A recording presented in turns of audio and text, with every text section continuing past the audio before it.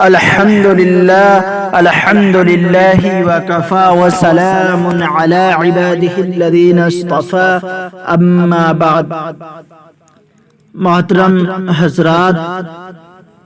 آج کا میرا عنوان ہے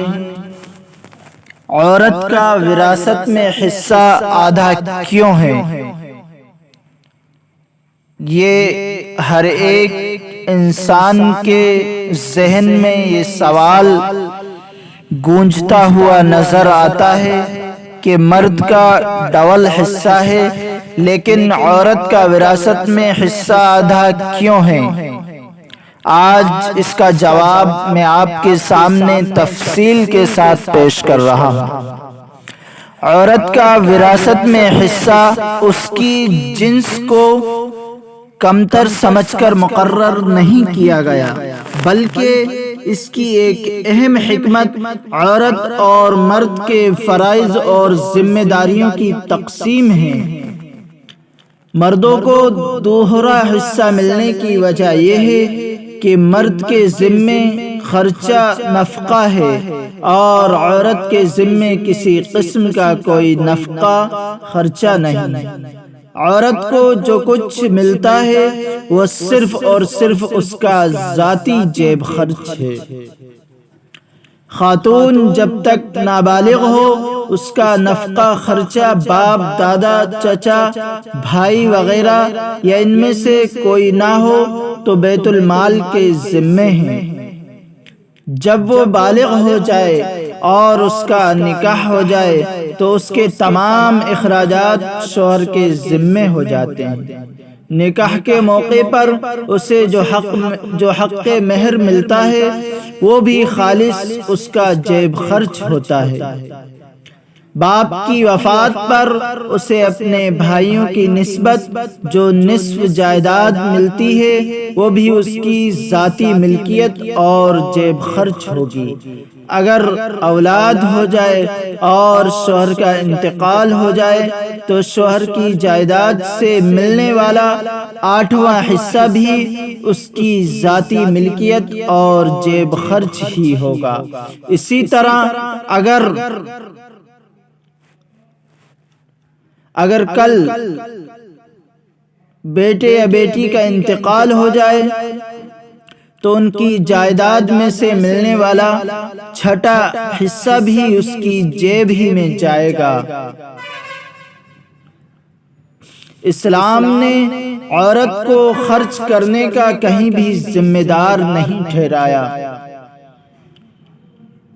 عورت ملازمت یا کسی کاروبار کی صورت میں کما رہی ہے تو وہ اگر اپنی مرضی سے شوہر کو اپنی کمائی میں سے کچھ دینا چاہے، اپنے بچوں پر کچھ خرچ کرنا چاہے یا گھر میں استعمال کرنا چاہے تو یہ اس کی اپنی آزادانہ ثواب دید پر ہے، مگر یہ اس کی قانونی ذمہ داری نہیں ہے۔ عورت اپنی کمائی کی مختار کل ہے اور اس پر شوہر، بچوں یا خاندان کے دوسرے افراد کی دیکھ بھال کی کوئی معاشی ذمہ داری نہیں ہے، یہ سب باپ کے ذمے ہے۔ دوسری طرف دیکھا جائے تو شادی کرنے، مکان خریدنے، گھر کا تمام خرچ ادا کرنے، بیوی اور بچوں کا نفقہ، بیوی اور بچوں کے کپڑوں، ان کی تعلیم، نوکروں کی تنخواہوں اور گھر کے دوسرے تمام اخراجات کا ذمہ دار بھی صرف مرد ہی ہے اور عورت پر ان میں سے کوئی بھی ذمہ داری عائد نہیں ہے۔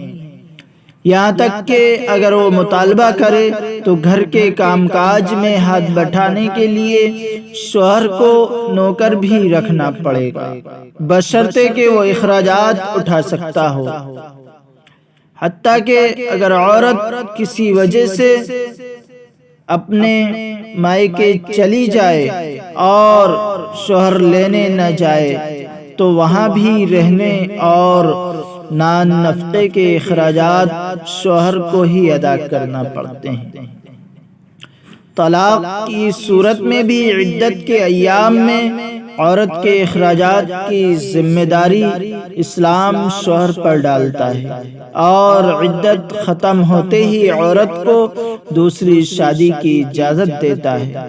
بیوی کو باپ کے گھر لے جانا اور اس کے اخراجات برداشت کرنا بھی شوہر کے ذمے ہے۔ ان اخراجات کے علاوہ مختلف قسم کے معاشی اور معاشرتی امور کا سامنا کرنا، تقریبات، جنازے، شادیاں، صلح وغیرہ اور بے شمار دیگر امور سر انجام دینا بھی مرد کی ذمہ داری اور ان سے متعلق تمام اخراجات بھی اسی کے ذمے ہیں۔ عورت کے مال اور کمائی پر تو قانونی حق صرف اسی کا ہے، جبکہ مرد کے مال اور کمائی میں خاندان کے کئی افراد کا نہ صرف حق ہے بلکہ مرد پر اس کی ادائیگی فرض ہے۔ عورت اگر بیٹی ہے تو معاشی ذمہ داری باپ کی، بہن ہے تو بھائی کی، دونوں میں سے کوئی نہیں تو قریب ترین مردوں مثلا چچا وغیرہ کی، ماں ہے تو بیٹیوں کی اور بیوی ہے تو شوہر کی۔ ذمہ داریوں کی اس تقسیم کو جاننے کے بعد ایک معمولی عقل رکھنے والا شخص بھی اس بات کو آسانی سے سمجھ سکتا ہے کہ وراثت میں عورت کے مقابلے میں مرد کا حصہ کیوں زیادہ رکھا گیا ہے۔ ایک طرف اسلام نے عورت پر یہ احسان کیا ہے کہ اس پر کوئی معاشی ذمہ داری نہیں ڈالی، دوسری طرف اس کے لیے نہ صرف وراثت میں حصہ مقرر کیا بلکہ اس کے لیے سرمایہ کے حصول اور اس کے تحفظ کے کئی ذرائع متعین کیے اور اسے اپنے اس محفوظ سرمایہ کے استعمال میں کلی طور پر خود مختار بھی بنا دیا، حتیٰ کہ اس کے شوہر پر بھی یہ پابندی لگا دی کہ وہ بیوی کی اجازت کے بغیر اس کا سرمایہ استعمال نہیں کر سکتا، جبکہ بیوی ضرورت کے مطابق شوہر کے مال سے خرچ کرنے کی مجاز ہے۔ اگر مردوں اور عورتوں کی معاشی، معاشرتی اور دوسری ذمہ داریوں اور پوری صورتحال کو سامنے رکھیں تو یہ بات واضح ہو جاتی ہے کہ اسلام میں وراثت کی تقسیم جنس کی بنیاد پر نہیں بلکہ مخصوص ذمہ داریوں کی وجہ سے انتظامی بنیاد پر ہے، اور وراثت کی یہ تقسیم عین عدل و انصاف کا تقاضا ہے۔ اللہ تعالی ہم سب کو اس مسئلے پر بخوبی عمل کرنے کی توفیق عطا فرمائے، کیونکہ آج کل جو مسئلہ ہے وہ صرف اور صرف وراثت کی تقسیم کا مسئلہ بہت ہی اہم ہے، جس کو آج ہمارے معاشرے کے اندر پوری طرح سے نظر انداز کر دیا جاتا ہے۔ اللہ تعالی ہم سب کو عمل کی توفیق عنایت فرمائے۔ وآخر دعوانا ان الحمد للہ رب العالمین۔ اور مزید طرح طرح کی ویڈیو اور مسائل کو جاننے کے لیے ہمارے اس یوٹیوب چینل کو سبسکرائب ضرور کریں اور مسائل کو سننے اور اس کو سمجھنے کے لیے اس کو اچھی طرح سے بغور سنیں، اور کسی طرح کی کوئی کمی ہو